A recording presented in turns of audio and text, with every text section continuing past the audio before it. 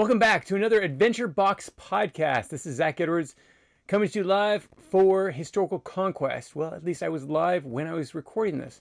But now we're not, because you're probably hearing this on the podcast or watching it on YouTube. Doesn't matter. Also, this is actually part of our curriculum Adventure Box that you might receive every month. If you're not receiving it, great, buy it. It's great to have. And you're able to get more cards for Historical Conquest. But if you don't have the box and you're not planning to get a curriculum, you don't really need it. Maybe it's like the cards. Maybe you're just like listening to the podcast. Great. Continue listening. You don't need the curriculum in order to learn so much. So today is going to be a great day. We're going to be talking about the Incas. And as I was telling you before, we're actually planning to go there sometime in the spring or summer. And we'll actually bring that to you as one of our last bonus episodes before the end of this curriculum box this year. Sorry. Okay, so right now we're up in here in the United States, most of us. Some are in Wales, some are in Australia. But if you're listening to the podcast or see us on YouTube, you're all over the world. What we're going to be talking about today is down here in Peru. Now, in Peru, there's a great place called Machu Picchu. It's actually on the top of a very tall mountain. Or at least that's how I was sold it. But come to find out, it's only about 8,000 feet up above sea level. Okay, that's not much. Just, let's see, I think it's Utah is about 1,200. Colorado is about 1,600. So 8,000, not that much. But I'll tell you what, having a city on top of a mountain, that's got to be cool. I'd love to be part of that. Here's some of the pictures, if you're watching our YouTube channel, that you'll be able to see from the top of the city. Looking down on the top of the city, looking down, you're going to be able to look about 8,000 feet down. Now, if we look at the map, let's go back to the map. Okay, so that's Machu Picchu, and we will actually fly into Cuzco, and then travel up here, and probably spend a night or so. Be able to spend some time up there, walking the archaeological digs, the ruins, learning about the Incas is great. I cannot wait to go. So excited. I really am. But before then, I want to learn as much as possible about the Incas. Now, if you're learning in this curriculum, you're going to be able to read a lot about them.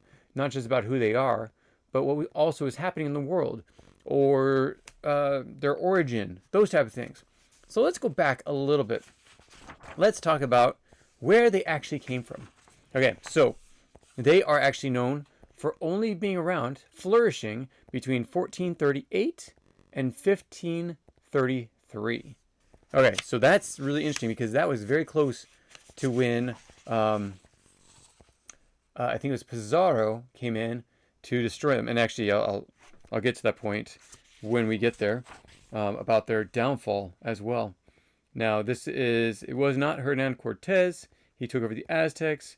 And so you actually have others that you can see here. Okay, so because I'm in this, I want to be able to find this. Okay, I don't have it.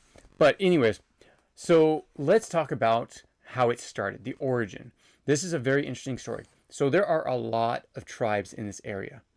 The tribes are spread out all across Peru. Now again, if you're looking here, let me zoom out a little bit so you can see the map of Peru. If you're not looking at our YouTube channel, don't worry. Just grab a map for Peru and you'll be able to see all throughout Peru, there are so many different tribes that are living in this area. Now, while you're learning about them, you're going to learn, while you're learning about the Incas, you're going to learn about a little bit of the other cultures that were down there as well. But one story I wanted to tell you that's very important is about, his name was Yupanqui. Yupanqui he was not the heir to the throne. That was actually his brother. His father was the king of this Peruvian tribe, now known as the Incas. They were all over the place, but they were not that strong, and they were not that fortified. So there was actually a tribe that decided that they were going to come in and try to take over their land. Now, it's just like the Aztecs and the Mayas. You know, the Aztecs came in, They came in around 1380. They settled on Lake Texcoco, and then they spread out from there, taking over all the tribes around them, creating one civilization and making them all tributes to the Aztecs, to the capital city of Tenochtitlan.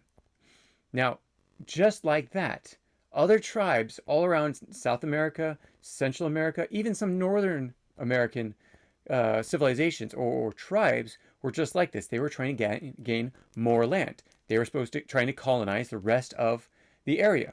Now, again, because they were Native Americans, we don't actually call it colonization, but they were trying to expand their territories, find new territories, add to their herds, remove any kind of opposition. The Incas, very much the same, except it didn't start with them doing it. They were actually being picked on by other tribes. Now, this one time, you know what? I'm going to let Yupanqui tell you the story. So let's try having him tell it. I am a Pachacuti Inca Yupanqui, the 9th Sapa Inca of the Kingdom of Cuzco and the founder of the Inca Empire. I was born around 1438 in Cuzco, a city nestled in the Andes Mountains of what is now Peru. My father ruled Cuzco when it was threatened by the Chanca, a fierce and powerful neighboring tribe. I was not the heir to the throne. As the Chanca advanced, my father and brother fled, leaving the city vulnerable. I chose to stay and defend our home. Rallying the warriors of Cuzco, I led a fierce and determined defense. Miraculously, we turned the tide and defeated the Chanca, saving Cuzco from destruction. This victory earned me the name Pachacuti, which means he who overturns space and time. With my newfound authority, I ascended to the throne and embarked on a series of ambitious reforms and expansions. I reorganized the government, creating a centralized administrative system that allowed us to efficiently manage the diverse and vast territories we would soon conquer. I am a Pachacuti Inca Yupanqui. Okay, so there he is. This is the man. Let me tell his story for him in a more interesting way. Okay, imagine you are a young man, say around 20 years old. There's no telling exactly how old he was, but you are just living life, a normal life. Let's just say in your regular lifestyle. So you're in America and everything's going great. You have no fears around you. You're gathering food. You're making things for your family. You're going out hunting. At one point, what happens? A neighboring country decides to come in and attack you. Well, the president, let's just say Yupanqui was actually the son, or you were the son of the president.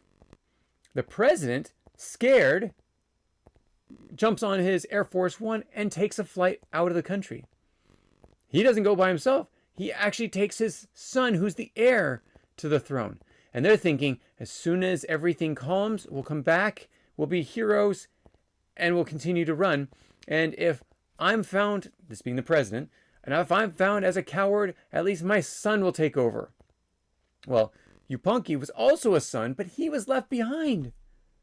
I don't know how that is. How does a father take his son, himself, maybe his mother or his wife, and fly out and leave their youngest son here? Well, maybe, just saying, maybe you, as Yupanqui, decide, hey, I am not leaving. I'm going to stay here and I'm going to fight with everyone else. And so you put up a great defense. Your enemies come in and try to take over. There's a movie, if you're 13 or older and your parents will let you, you need to watch Red Dawn. The newer one is more to my liking because it's more realistic to our age right now. But it's where other countries come in and try to take over the United States. Well, Yupanqui had the same dilemma. He could have run. He could have taken off and come back after everything had calmed down. The people had attacked and won. Great, you'd be alive and you'd be able to take back over command. Well, Yupanqui was not an heir. So he had two things that could have happened. One, he could do the same thing as his father and his brother, come back, and maybe in the future he could become king after his brother died. Or he could stand and fight with his people. Maybe it was because he was generous, caring about his people, And we'll just say that that's probably what it is. It could have also been that he had uh, a desire to become king, and he knew if he fought with the people and won, he would be king. So there's the question. What did he do? So let's just say that he was generous with the people and he wanted to fight. So he stayed and he put up a great defense. He put up his defenses around the city. He put his people, organized them in a way that would be militarily strategic to fight off the other tribes coming in. Well, come to find out, he won. He won, and when his father and brother tried to come back in, the people did not let them. Well, they might have let them, but they were no longer going to be king. Yupanqui was named the Pacha, which means like king or leader, Inca Yupanqui. Pacha Inca Yupanqui. And so he took over because he stayed behind and defended his people. He loved his people enough that he was willing to die in order to keep them safe. And if anything, if he was cunning enough and greedy enough, he probably wouldn't have fought. Because you know what, sticking behind when you have a big tribe coming after you, where you're the weaker of the two, you think you're going to die. And so I can only assume that he would be the generous type. So Yupanqui stuck around, became king. But then what happened? Well, he went away of a lot of the other tribes as the Incas, with one of the largest civilization in the unknown Southern American area, he began to pick up other tribes. He would set up alliances. He'd actually have certain marriages with other family members. They don't exactly go into how that exactly happened. Again, they didn't have codexes that were preserved and their history preserved, and we weren't there to talk to them and ask them. But he set up allegiances through marriages, whether it was his marriages or other people's marriages, in order to grow the Incan Empire. Those that did not submit, much like the enemies that attacked them, those they actually had to take over. And they took them over and then made them part of the Inca civilization. Now, some would say that they actually went a little bit socialistic when it comes to everyone had to work, and everyone had to put all of what they made into a pot for the Incas. I'm not quite sure that's 100% true. Exactly how you would think it. As in, they were all so generous to give and be part of one society. No. Yupanqui and his heirs were the ones that would actually make the other civilizations around him, the other tribes, into their tributes. Which means if they make 10 bales of hay, they would have to give up one of those bales of hay. If they made 10 of something, they'd have to give up 20 of those, or sorry, 2 of those. So for every 10, you'd have to give 2. Or for every 10, you have to give 1. Or for every 10, you have to give 3. I don't know exactly what the numbers were. But here's something interesting. With the Incas, they had many different types of technology that you wouldn't think of. So they actually, because they didn't have a written type of language that they actually wrote down theirs, they did do hieroglyphics like others, but they didn't write down their history. They actually kept track of things with knots on threads. So they have a thread, and they put knots at certain intervals based on certain counts. So if they were making a count of people, they would have a string, and they'd put knots at certain places to keep track of them. And then they have another knot, another string next to it, and keep track on that. It sounds it is very primitive as you would think. But interesting enough, it's actually how they kept their information, and they kept it very well of how to do it. They also learned how to do, remember last week, I told you about the Aztecs, how they actually created terrace farming, where you start up at the top of the mountain. No, actually, I think you start at the bottom of the mountain. I actually don't know. I would love to know that. Start at the bottom of the mountain. They make a flat area that spans for a very long distance, and then about 5 feet back, 10 feet back, they'd go up a little bit more into the mountain, and they'd chisel away some of the rock, and they'd make a long stretch with more dirt, and they'd keep doing that up the hill. That's called terracing. It's you have something here, and then you have something here, and you have something here, a flat place, and then they'd farm on those areas. Well, interesting enough, here's something that's very interesting. If you think about it, what happens when you pour water on rock? Most of the time, it just slides right off, right? Okay. So what happens if you put dirt on rock?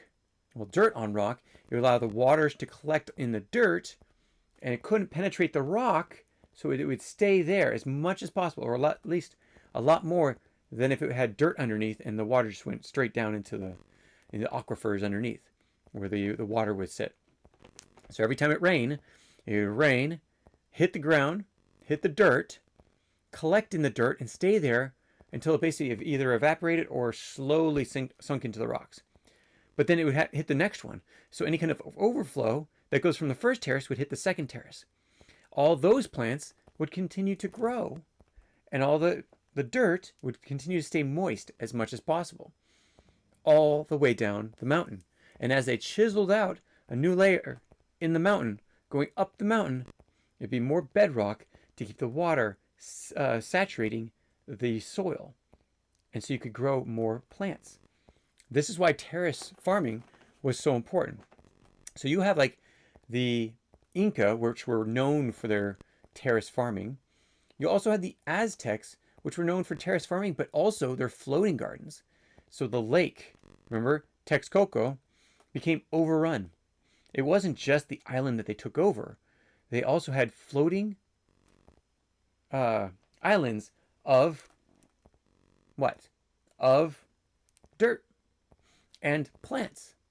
And it would grow. They actually learned to float their gardens because the water from the lake would saturate their gardens at a reasonable rate. It wasn't saturated. It wasn't like too much, but it would give it enough that the roots would be able to collect, and the people would be able to collect all the food on top. And then the soil would be, again, re-established and then replanted. And they'd do it over and over and over again. And remember, the Incas and the Mayas, the Aztecs, one of those, the Aztecs, the great thing about them is that they were in a very moderate climate area, which means they almost can grow all year round. Unlike Inca, the Inca would actually have a winter.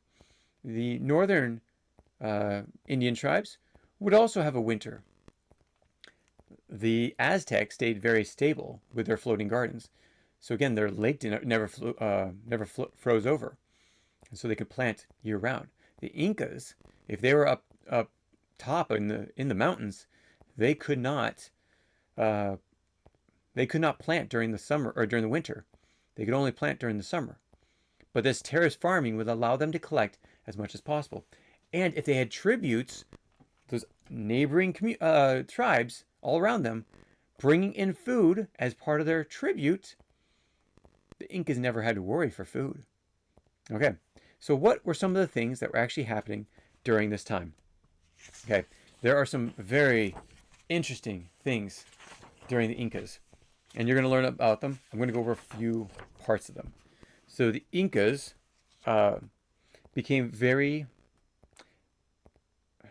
divided to some extent. Now, they had tribes. Do you remember when we were talking about the Aztecs? Again, a lot of things are compared to with the Aztecs, but it's very similar. Because again, like we said, history does not repeat itself, but it definitely rhymes. You will have things that are very similar.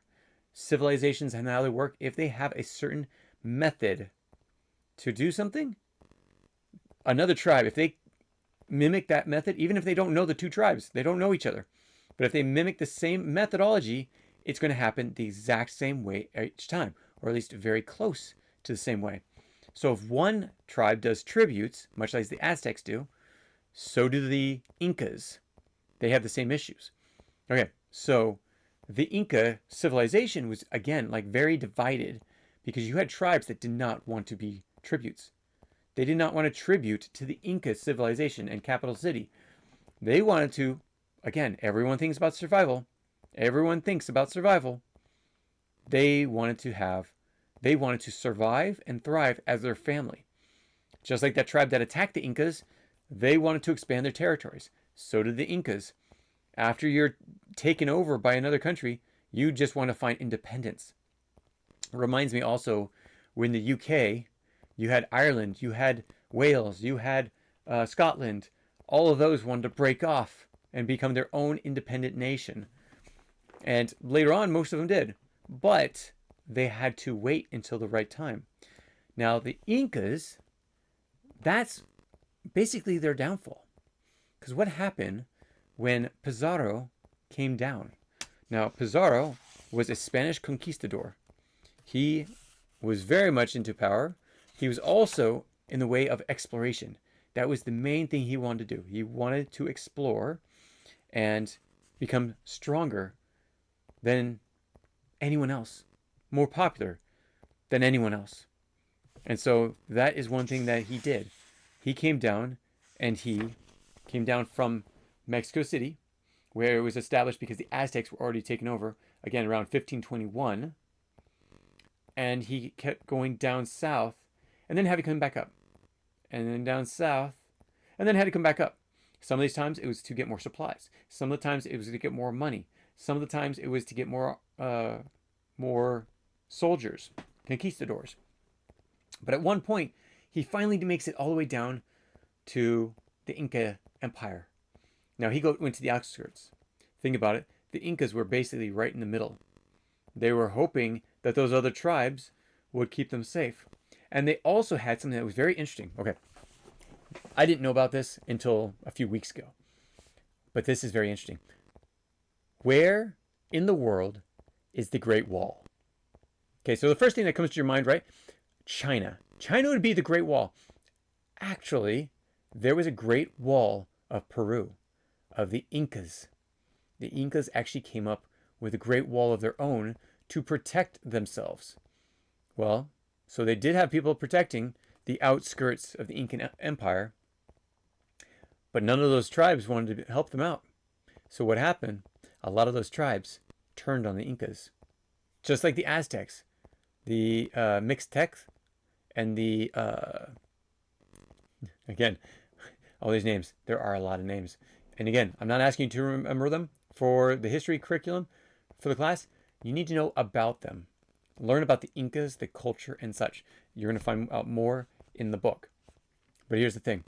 One thing you need to know is that the Incas, when they are to be taken over, it was actually with the help of the other tribes that were being used as their tributes. Because their tributes did not like being in bondage. They did not like giving the Inca government their goods. And they wanted to keep their families safe and divided from the Incas. They did not want to believe them. So when a lot of these leaders came in, again, they would destroy all the records and they would make new ones. New gods, new religions, new everything, because they wanted to be in power. And the best way to stay in power is when you control everything, every aspect of society. Now, there's one other thing, and I'm not going to go into Pizarro yet because that's in the Age of Empires. We're actually leading up to the Age of Empires. Sorry, not Age of Empires. That's a game. Age of Exploration. Age of Exploration is what we're leading up to. And I'm getting you set up with learning about these cultures for that time. That's why tomorrow we're going to be talking about the Caribbean. Because the Caribbean is where Columbus first arrived. And you need to learn about that before you learn about the Age of Exploration. Okay, so going into the book a little bit, you're going to learn about the culture. It's a very important part.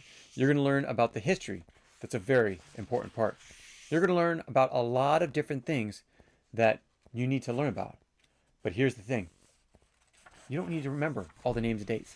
So I'm going to go through some things that were happening so that you can get some understanding of what was happening during when the Incas were flourishing. Okay, the global events. Right now, when they were established, about the 14th to 17th century was the Renaissance in Europe. Were the Incas as advanced as them? No, they were not. They did not have written language like the Europeans did. But that's okay. They were, again, like I keep saying, their main task was survival. And they wanted to become advanced in survival tactics: farming, family, religion, survival. Okay, so the Renaissance was going on. What else was? Oh, and with the Renaissance was the printed press. Incas didn't have a written language. They definitely didn't have a press. And they didn't have books that could be sold and passed around to people. What else was happening? The Ming Dynasty. So this was a cultural restoration. This is 1368 AD when the Ming Dynasty became in power. Well, the Ming Dynasty also extended their power all throughout the Indian Ocean. So the reaches all the way to the eastern coast of Africa. This is also the time, very interesting, the Ming Dynasty, their leadership, their emperor, actually had Christian missionaries advising him. They were friends with the Christian advisors. Very interesting, considering right now you can't be Christian and being in the Chinese government or near the Chinese government. At the same time, we know a lot of Chinese diplomats actually appreciate Christianity. They also appreciate some other religions. But China is their religion. So Buddhism, Taoism, Confucianism, but China is their religion. And as we will learn when we do Chinese history, that's very interesting because back about 1,000 years BC, they actually believed in one God. Not a lot of gods. Not Taoism, not Confucianism, not the other one I just mentioned. They actually believed in one God, and around 500 BC is when all of a sudden it swapped. Taoism came in, Confucianism came in, Buddhism came in. That's the one I was looking for. Yes. So that is very interesting. Then, again, that's the Ming Dynasty. The Incas were very different, but about the same time. The Shanghai Empire. If you are taking ancient civilizations, when we break off next month, African history is going to be the next thing to learn about. That next month is amazing because you're going to learn about Africa. I never knew how fascinating Africa is, and everyone needs to be sharing that in curriculum. African history should be a focus point for some people. Maybe not for a whole class, but definitely for at least a month, because there's so much that goes on. And you have to, if you're going to learn anything about history, if you're going to learn about European history, Middle Eastern history, Asian history, or even the Americas, you need to know about African history. That's all I'm going to say about it. But the Shanghai Empire emerged as the largest Islamic empire in history, and it took over most of North Africa at this time, during the Incas. What else do we have? Age of exploration. This is where it begins. I'm going to end it there with what was happening, because there's a few other things.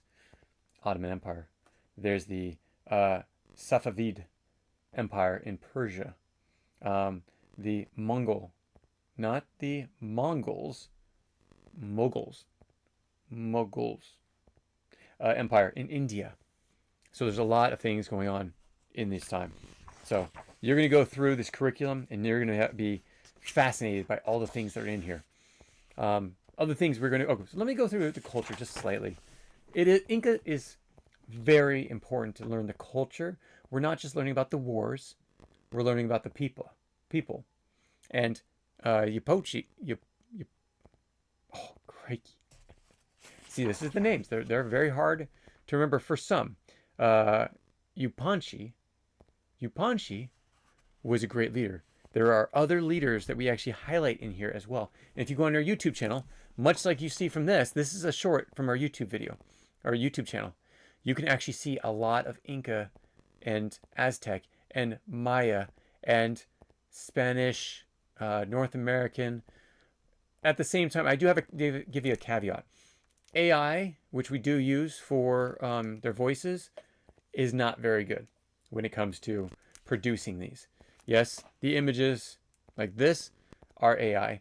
The voices, they don't have anyone with an Inca dialect or accent. They don't even have French. A French dialect. Really? I want a French dialect in mine. No, it's coming. It's coming. So as of right now, you basically have to have a mixture of like American and almost British for French. I apologize for that, but these are great stories that you need to learn about. So disregard the accents, please, for right now. We will make them better as technology gets better. And actually, we are developing our own AI technology to create accents and to create these figures. Because our goal is actually to create a forum where you can ask them questions and they can answer you back. How cool would that be?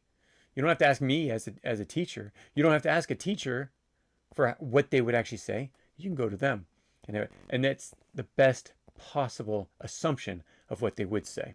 Because again, we are not there. They're not alive. So we have the best thing possible. Okay, so stay tuned. We'll give you more about that. It's actually a $2 million project, and it's going to take about 4 years to complete. So yes, if you're in high school, you might not see the very end of it, but you will see the progress as we go. You're going to go with us, and we're going to help you through that. Again, the culture. Okay, the first thing to know is the number one most important thing in the Incan civilization. The most important thing that they had in their lives, besides their religion, was their family. Number one, men were responsible for agriculture work. Okay, so they're the ones that went in the fields. Unlike other cultures where the women did most of the gardening and the gathering, the men were a part of the agriculture because they were less hunting because there was less food in Peru when it comes to edible food, meats and such. There were actually some, and they got more as they got more advanced. But right at the beginning of the Aztecs, the Incas, there were not. The women played a crucial role in managing the household affairs. So if something was happening in the household, the women were the ones in control. When the men came home, again, assumption, not quite sure, it's most likely that when the men came home, the women ruled the roost, much like a lot of the women today. My wife, I give her full reign over the house, though we work as a partnership. But I want her to be able to feel like she has the ability. Now, she goes out and works all day long. She comes home. She gets very tired. A lot of times, I'm playing with the kids at the end of the day. So it's now mixed roles. So that is how a lot of us have life today. The Incas were very different. Men went to go farm. The women stayed at home. These days, we have a lot of mothers that go off to work and have a job and then come home and try to take care of the kids, try to take care of the household. And hopefully their husbands come home and take care of the household as well. Take care of the kids. It is a partnership now. You work with your wife or your husband. What were the children involved with? They were actually in charge of, get this, working with their fathers in agriculture. Yeah. So the kids actually had chores of their own. And this is from a very young age. I mean, like after toddler, you had chores. In my house, just for instance, my kids all have chores. I love them having chores because it's less than I have to do. And I have a full regiment of things to do. For instance, kids wake up. One of them does the trash. One of them does the sweeping. One of them does the vacuuming. And one of them does the emptying the dishwasher. Those are 4 things I don't have to do. Oh, and put away my silverware. So that's 5 things I don't have to do. I have 5 kids still at home. One is in college. And so with that, those 5 kids are able to, 1, learn about life. They have to do those things. This afternoon, it's like 100 degrees, so we probably won't do it today. But by Saturday, they're all going to mow their own areas, minus the 6-year-old. Everyone else is going to go mow the lawn. They have certain areas. There's 4 areas in our yard, and each of them get to do a part of it. So just like the children of the Incas, just like the kids today, Maybe. I don't know how your family works it. But the Incas had their youngest kids learning agriculture and were learning both sides. So, like, the dad would take the kids for agriculture, the mom would take care of the kids in the household. Again, more like a team, which is what it should be these days. Okay, what are some of the other things? Okay, so you had the normal farmers, which most people were part of the farming group. You have the artisans and craftsmen. Okay, so there are tools that you need, and not everyone is most skilled at making tools. So where would you go? You'd go to the craftsmen. You needed artwork done, especially those in the ruling class. Again, the Incas are very much like the Aztecs, the Mayas. They had higher ups and they had lower downs. They had slaves. They had commoners. They had artisans. They had government officials. It's the same way as everyone else. And so you had the farmers, the artisans, and the craftsmen. You also had the administrators and the officials. So it wasn't just a king, but there was someone over the army. There was someone over each part of the Incan civilization. You also had the priests and religious leaders. They were there. And then you had the military. Now remember, the Incas were taken over before Yupanqui was able to fully take over. Before he became leader, the pot what is it? The Pachacuti. Before he became Pachacuti, the leader, Pachacuti, he was actually there was not many there wasn't much of an army there. Afterwards, they created an army. They created trainings, much like our military today. They continue to go through the civilization that they had built through the different tribes and make sure that they were under control, through the borders to make sure no one was coming into the borders, all those different things.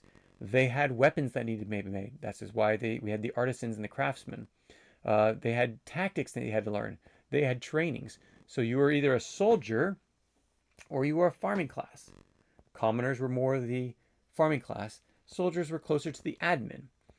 Now, if your household was part of the soldiers, the government would actually provide for you by the tributes that came from the other tribes or even people in your own tribe. So, the socialistic idea that Incas, everyone gave into a pot and everyone gave happily. No, it's not true. People gave into a pot because they were told they had to, unless they wanted to be taken over and even killed. So what were some of the other things? Okay, so the Incas believed in a sun god. So they had sun worship. It was named Inti, the sun god. And it was an important deity. They actually have temples built around Inti. If you go to Cuzco, which I'm hoping to go to Cuzco, you'll actually see this religious center. You have also ceremonies, very elaborate ones, and they still do these to this day.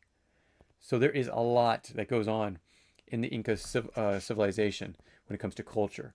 Learn about it. You'll love it. It's great stuff.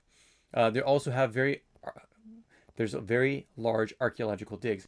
There's a great one. I think it's on National. I think it's Discovery or Disney Channel.